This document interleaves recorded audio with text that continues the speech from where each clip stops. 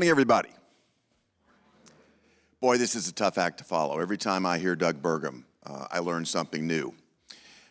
First, before I start, I just want to thank the three individuals that founded the forum here, Christian, Jacob, and Delian. And I particularly want to congratulate I want to congratulate Jacob for the new position that he's going into. He's going to be our Undersecretary for Economic Affairs. It's a huge job at the Department of State, someone that has a clear vision on the threats posed by China and the opportunities that we can deliver from a technology standpoint, from a defense standpoint.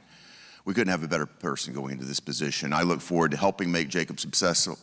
I look forward to getting him confirmed, and I hope all of you will find ways to help him be successful as well. What I want to convey today is a message of optimism. I couldn't be more excited about where we are. We're on the precipice of something that's auspicious here. We have a real chance. You heard Doug go through some of the energy opportunities that we have. I think about the innovators that are in this audience today. Our ability to innovate, to fund, and to create is unmatched around the globe. But first, I want to talk about some of the challenges that we face, particularly from China, what the Trump administration is going to do.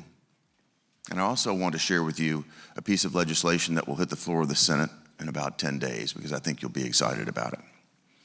First, with respect to China. If you think about what's happened, particularly since 2001 when they entered the WTO, China has used extraordinarily unfair practices, stealing intellectual property, subsidizing key industries, and making it next to impossible to enter their market without taking on very unfair terms of trade. In the process, as they built up a massive trade surplus with us, they've also built up a massive military. And if you look at their military, guess what? It looks just like ours. Where do you think they got that intellectual property? Right here. They steal it. They steal it, they build it, they use slave labor, have no environmental standards, and they use those advantages in an unfair way to compete. That's about to change. From a technology standpoint, I served as U.S. ambassador to Japan before coming to the Senate. One of my biggest jobs was to get Huawei, ZTE, and those types of technologies out of the communication systems there in Japan. We did it here in America. We went around the globe trying to make certain that there were clean networks in place so that we could actually share data without being observed or pilfered or infiltrated. Think about the social media platforms today that China uses to try to perpetrate Beijing's perspective and try to undermine our own.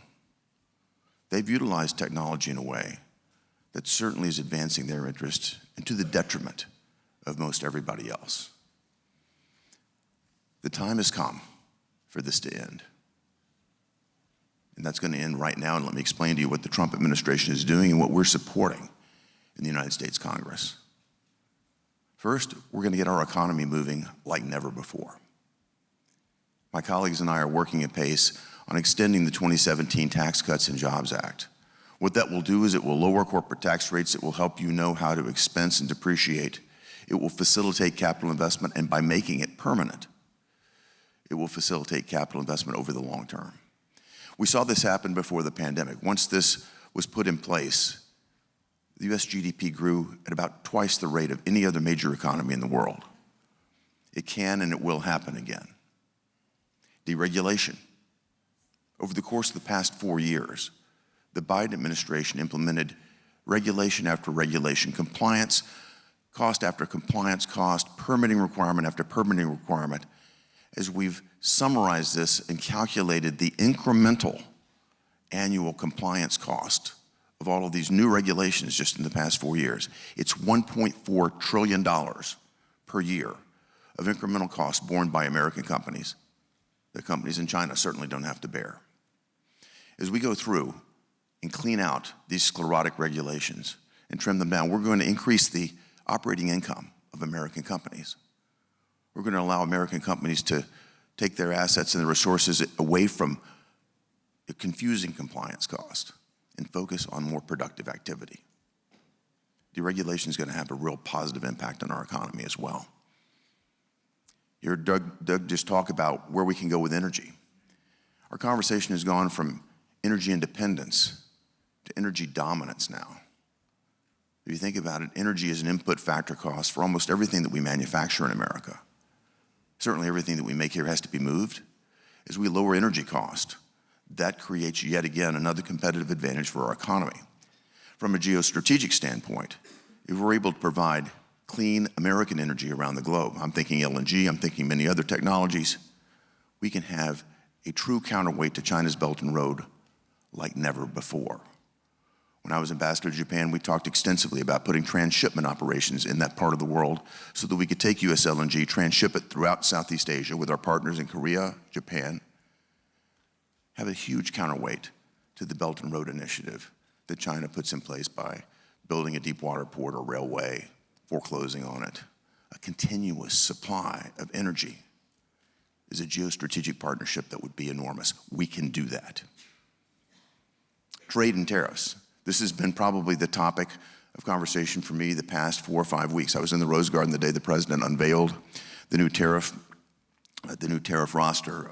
This has created a tremendous amount of confusion right now, and I think the media are amplifying this in a way because they're so invested in President Trump's failure, or their desire to see that.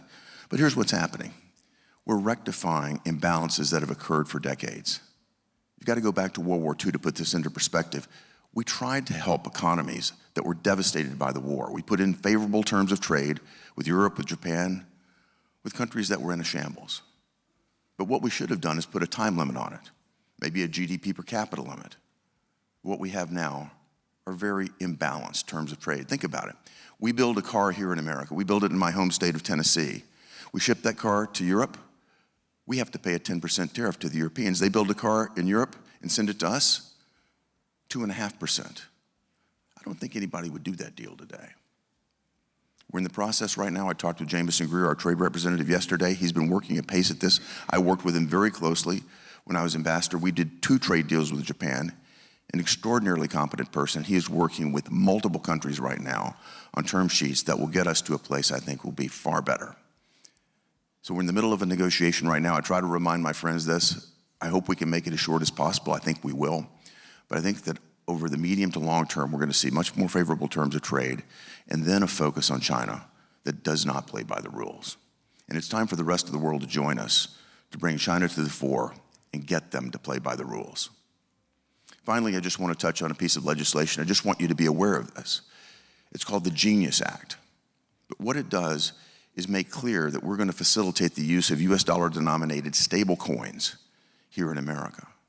For the last 4 years, we've seen a war on any type of decentralized finance, particularly cryptocurrency, crypto technologies. That is about to change too. We're going to see that innovation stay here, reside here in America, and grow. And I'm happy to lead that legislation and see it happen here in America. For 8 years, we did not get a piece of major legislation through the Banking Committee.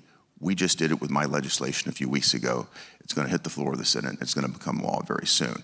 This puts America on a new path of innovation, just one area. But I hope you'll see this is an example of where we're headed as a nation.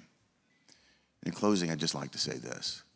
I want to thank all of you for what you're doing because America has the greatest source of innovative capacity, of technological know-how. We're a magnet for that sort of talent from around the world. We have the ability to finance it. We have the ability to move it. We have the ability to deploy it. And hearing from people like Doug Burgum, who just talked with you, from Alex Karp, one of my favorites, you're going to be fascinated with what Alex has to tell with you next and the potential there with technology and our national defense. We can see the next century become our century. We can deal with the predatory practices of countries like China. With leaders like Jacob Hellberg coming into the administration, I could not be more optimistic. So thank you. I hope you have a great session. Sayonara.